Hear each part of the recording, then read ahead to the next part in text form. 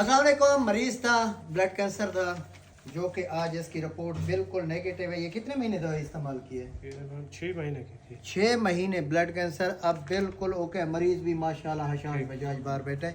Ladies हैं, हम उसकी वीडियो नहीं दिखा सकते। तो ये आए कहाँ से हैं सर? पहाड़पुर। पहाड़पुर केड़ी बस्ती? बस मौजा खान वाला। मौजा खान अला। नाम थोड़ा? मेरा नाम जमशेद है। कौन थी ने वो? सियाल। जमशेद सियाल पहाड़पुर से। मशहूर कुंडी।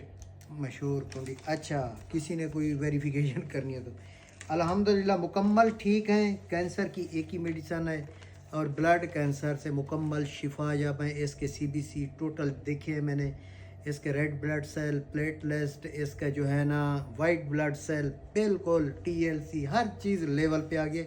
और मरीज़ को ब्लड की अब तो कितना अर्सा है नहीं लगवाया, आपको ठीक है, मैं 5-6 महीने ठीक है। अब ब्लड हेमोग्लोबिन भी माशाल्लाह 13 से ऊपर है। तुम्हारे को जण आया है ना, वो सवा सकी था नहीं गए था, ओके थे।